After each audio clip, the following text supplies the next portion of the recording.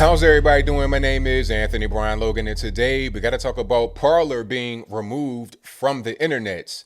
If you go to parler.com right now, you're going to get a blank page. It's almost like it never even existed. Now, this comes a day or two after their app was taken down from the Apple App Store and also Google Play. So, if you were trying to download Parler to your phone on your iPhone, your Android, or whatever the case may be, you were not able to do it because the app did not exist.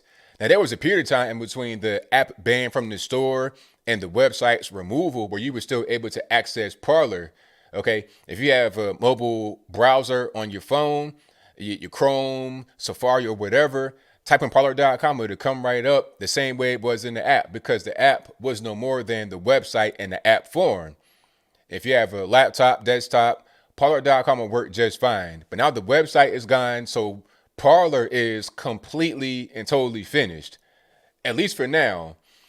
The CEO of Parler, a guy by the name of John Matza, got on TV and said that they'll be back within a week or so once they get everything tightened up. But I seriously doubt it because there's a variety of reasons why they're not on the internet anymore. And it'll take a lot to get through all those reasons and fix everything. And some things you can't fix. And you know what? I'm going to say something kind of controversial here. It's probably best that they are not on the internet anymore, at least until they can tighten up and fix things that they need to be fixing. All right. Now, my reasoning for saying that is not the same reason that the left media would say. They'll say, oh, everybody on Parler is just, they're hateful, they're racist, they're bigot or whatever. I don't think that, and not in the least bit.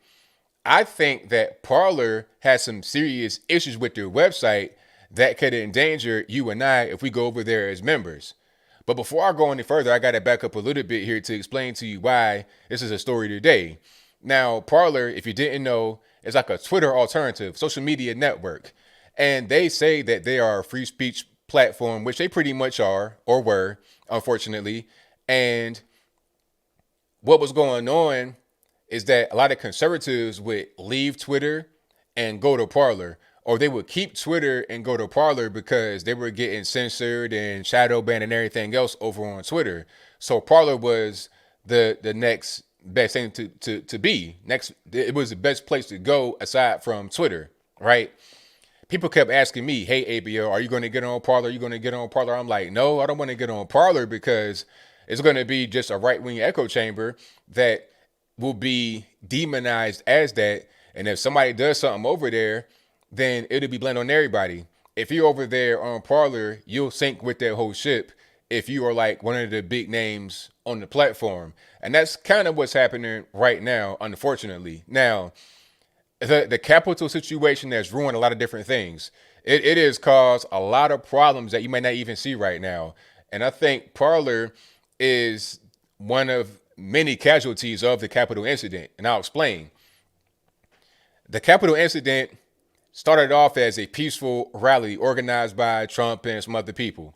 Everything was all peace. It was all love, a typical Trump rally, which ain't nothing but love fest. You go there, people handing out food and water, and it's fellowship, and everybody, it's no hate, no racism or nothing like that. No problems at all. It's all good.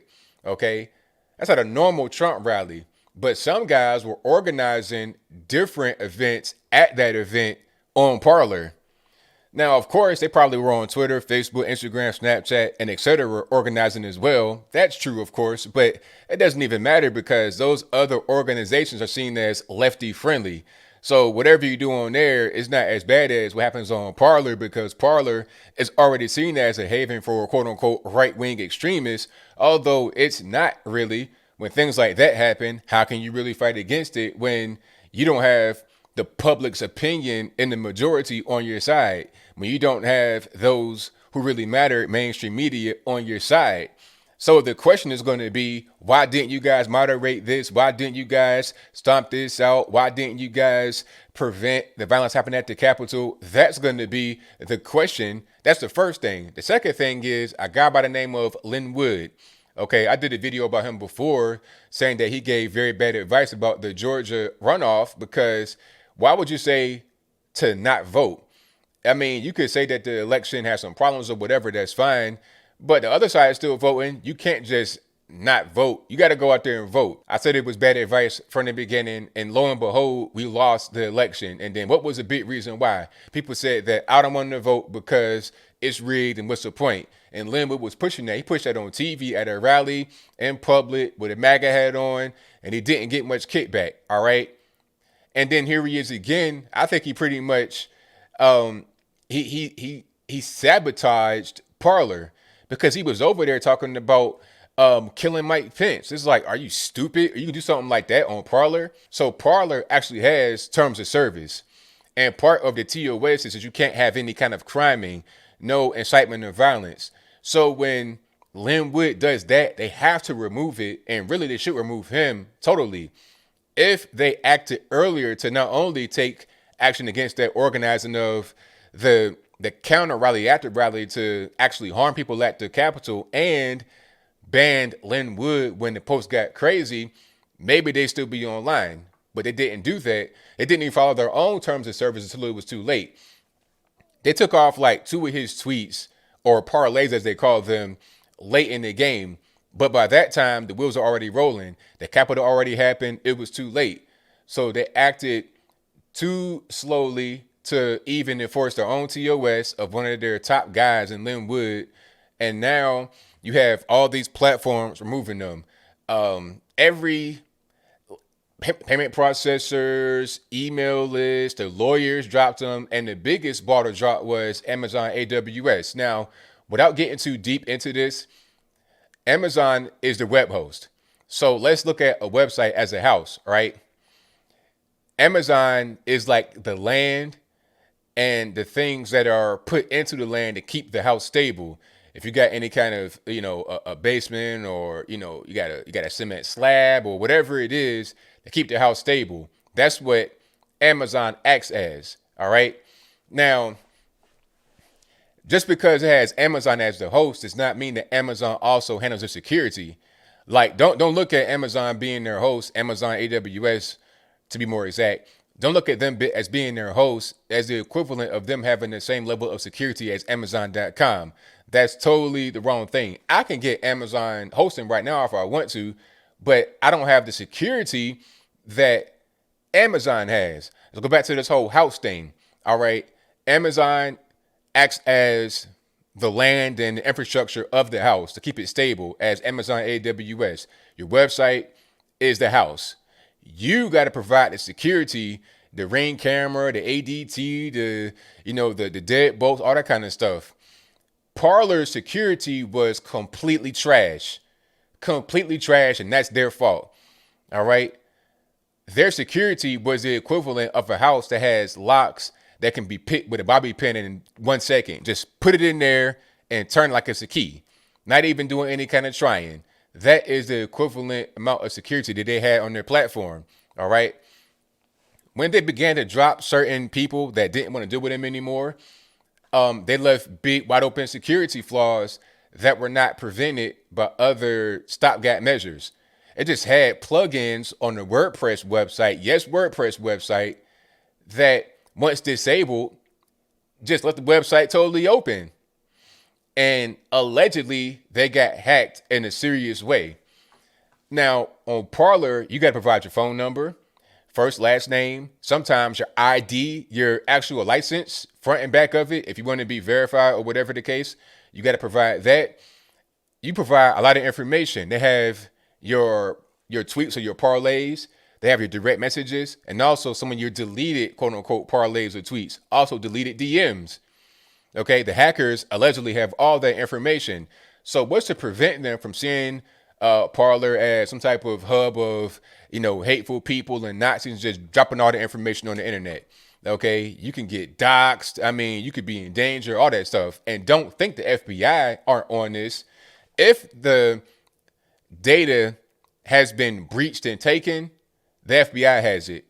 If the data was not breached, the FBI still has it. Not only do the FBI have it, allegedly, also anybody has it. So then that becomes a dangerous situation. And that security flaw is totally Parler's fault. All right. Because it did not have the proper security measures in place at all. All right. Now, people say, oh, well, you shouldn't be glad that they got taken down because everybody had security issues. The Pentagon got hacked. But if the Pentagon gets hacked, do you think it's because they have bad security? No, not in the least bit. Parler just had bad security. It was a slipshod operation. And they got all kind of information that they should not let be in the hands of those that can hack the website easily. But that's what happened. So I'm glad they're down because I don't want any more people that I know, friends or whatever, going to Parler, signing up to it, and having their personal information be vulnerable to hackers because of Parler's lack of security infrastructure. That's what it is. All right. Now there's Gab that exists as well. So if you want to go to Gab, you can do that. But Gab has their own problems. They got this guy, what's his name? Andrew Torba that runs it. That's going to be an issue as well for some people. All right. That's going to be an issue. But at least Gab, from what I know, is more secure than Parler. All right. The issue with Parler was not Amazon. Amazon is a very good web host, as well as Google. They're very good web hosts. Security is not their concern. All right. You have to invest in other methods you got to invest in security on your own. Like I said, Amazon's the land, the infrastructure, the things to keep your house together physically. But the security, your belongings and whatnot, it's up to you to secure those belongings. But as I close, I want to say this. This could have been prevented if Parler had, number one, better security, and number two, followed their own terms of service. What Lin Wood was doing and what those guys were doing on there, conspiring to commit crime, allegedly, was against their own TOS. So don't say, oh, you want censorship. That's their own terms of service. Enforce your own terms of service. All right. You understand, you got to have terms of service in order to get certain things given to you before you actually get it. Yes, for legal reasons, you got to have it. If you want to get ads on your website, you got to have a TOS. And the TOS must have certain things in it. So you can't violate your own TOS if you want to be able to, have these third-party applications serve you. That's just what it is.